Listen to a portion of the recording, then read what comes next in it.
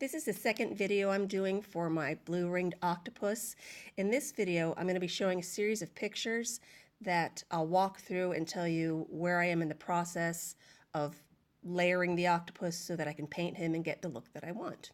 So to start with, I'm done shaping the octopus. I know he looks a little lumpy here still, but I'm done shaping him. And this is right before I start to do the layering of the paint. This layer here is just tissue paper. I've got him set up on, it's a pumpkin, but I've got him set up on an object that I can move the object, and he's hooked into the object with a piece of wire, and I can turn the pumpkin. It just happened to be a ceramic pumpkin that I had, and it worked well for the shape of the octopus. So he's set there so I can move him as I need to. And you can see on this octopus that I have not revealed his eyes yet. I actually did tissue paper over them. Here is a shot of the products that I used to paint my octopus. I used more painter pens for stippling than I've got here. I used like copper and gold. I just happen to be showing the white one.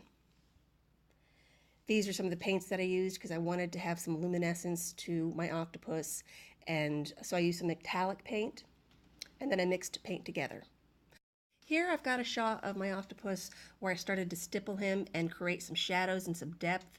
I have speckled the paper with Rust-oleum stone textured spray paint, and then I also used Rust-oleum gloss protective enamel in yellow to start to layer. And I did the yellow, then I did the Rust-oleum, then I did some more stippling. So this is actually just layers and layers and layers of paint.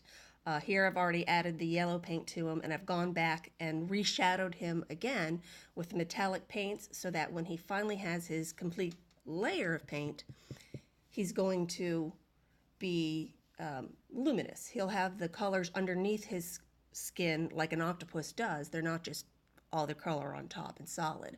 They have color just because of the way they can change the texture of their skin.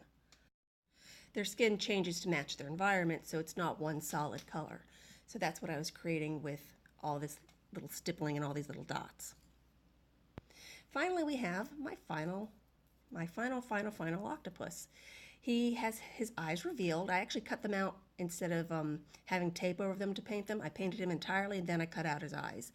And you can kind of see, obviously in person it's much more clear, but you can kind of see how he has different layers of color to him. He's not just solid yellow and then has his solid marks of the orange and blue rings. He's got a lot of depth to him, and that was created by the process I just showed you. This was the second video out of 3. The first one I showed the making of the body with the wire and the paper and the tape. This video was just talking about how I painted it, and the third video is coming soon.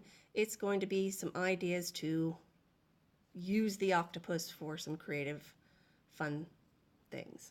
And thank you for watching.